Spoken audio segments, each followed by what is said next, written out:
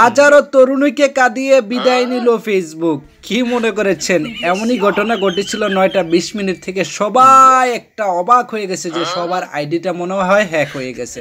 আমি নিজেও এই টেনশনের মধ্যে ছিলাম। হাজারো তরুণীদের কিন্তু একটা আইডল প্ল্যাটফর্ম হচ্ছে ফেসবুক, যেখানে গিয়ে আমরা প্রতিনিয়ত সময় ব্যয় করি। এটা আমাদের সাথে রক্ত ব্লাডের সাথে মিশে গেছে এবং এটার সাথে অনেকের আয়ের উৎসও রয়েছে। যারা কন্টেন্ট ক্রিয়েটর এখান থেকে কিন্তু ডলার আর্নিং করে, তারা কিন্তু পুরাই টেনশনে পড়ে গেল যে হয়তো বা আমাদের আর্নিং প্ল্যাটফর্মটা শেষ। যারা বউ দিয়ে ব্যবসা করে, বউ দিয়ে ভিডিও করে, তাদের একেবারে অবস্থা খারাপ হয়ে গেছিল। ঠিক আছে, তারা একেবারে বেশি চিন্তিত হয়ে গেছিল। আমরা তেমন একটা চিন্তা করি না, হয়তো বা গেছে, যেটা চলে গেছে এটা নিয়ে আর টেনশন করার দরকার নাই। তবে এই বিষয় নিয়ে কিন্তু মার্ক জুকারবার্গ কি বলেছে সেটা কিন্তু আপনারা অনেকেই জানেন না। এই বিষয়টা আসলে কি ফেসবুক কি তরুণীকে কাঁদিয়ে বিদায় নিতে যাচ্ছে, না আগের মতোই ফেসবুক থাকবে, সেই বিষয়টা নিয়ে আজকে আলোচনা করবো। আজকের ভিডিওটা খুবই ইন্টারেস্টিং হতে যাচ্ছে। দেখুন, এই ভিডিওটা বা আমি 9:20 যখন আমি ফেসবুক থেকে হঠাৎ করে আমাকে বের করে দিয়েছে, আমি ভিডিও তৈরি করে আপলোড দেবো, ওই সময় কিন্তু আমি বের হয়ে গেছি, অর্থাৎ সিজন এক্সপায়ার্ড হয়ে গেছে। তখন আমি আর কোনো রকমই ঢুকতে পারি না। আমার 2 স্টেপ ভেরিফিকেশন দিয়ে শুধু কোড আসে, মানে সেন্ড করি, বারবার সেন্ড করি, কোনো রকমই কিন্তু কোড আসে না। আমি ভাবছি যে হয়তো বা আমার আইডিটা হ্যাক হয়ে গেছে। আমার মতো অনেক মানুষে এটাই ভাবছে যে হয়তো বা তাদের আইডিটা হ্যাক হয়ে গেছে। তারপর আমি চিন্তা করলাম যে দেখি এটা নিয়ে যোগাযোগ মাধ্যমে কিছু বলে কিনা।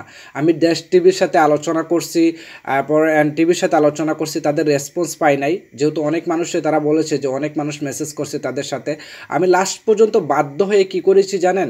আমি বাধ্য হয়ে অনেক ভিডিওগুলো দেখছি যোগাযোগ মাধ্যমে। তখন তারা বলছে যে অনেকে এটা নিয়ে রিপোর্ট করেছে, বাংলা ভিশন, এনটিভি বিভিন্নভাবে প্রচার করেছে যে মনে করে সবাই ঢুকতে পারে না, যারা সংবাদ কর্মী আছে তারাও কিন্তু ঢুকতে পারতেছে না। তখন আমি চিন্তিত আস্তে আস্তে দূর হয়ে যাচ্ছে, যে ভাবছি যেহেতু মনে হয় যে ফেসবুক কোম্পানি মার্ক জুকারবার্গ আর ফেসবুক ব্যবহার করতে আমাদেরকে দিবে না, যেহেতু আমাদের একটা অবসর এবং সময় টাইম পাস করার একটা প্ল্যাটফর্ম হচ্ছে এই ফেসবুক। এখানে কিন্তু অনেক তরুণী জীবিকাও নির্ভর করে এখান থেকে, ঠিক আছে, অর্থ আয় করে।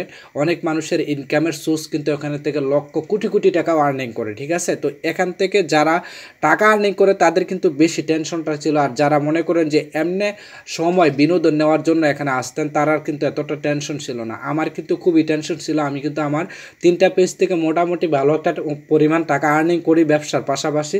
তারপর আমার থেকে বেশি টেনশনে ছিল যারা বউ দিয়ে ভিডিও করে তারা, কারণ তারা বেশি ডলার আর্নিং করতো, তো তারা খুবই টেনশনে পড়ে গেছিলো যে শেষ আমাদের বউ দিয়ে ব্যবসা, ঠিক আছে। এই জন্য বলি যে তরুণদেরকে কাঁদিয়ে বা তরুণীকে কাঁদিয়ে বিদায় নিতে যাচ্ছে কি আসলে ফেসবুক, সেই জিনিসটা আমি যে ফেসবুকের যে অফিসিয়াল ওয়েবসাইট আছে ওইখানে গিয়ে আমি মার্ক জুকারবার্গ কিন্তু ইতিমধ্যে রিপোর্ট করে দিয়েছেন। উনি বলছেন যে তাদের আপডেট জনিত কারণে বা তাদের পলিসি জনিত কারণেই কিন্তু এই সমস্যাটা হয়েছে। আন্তরিকভাবে দুঃখ প্রকাশ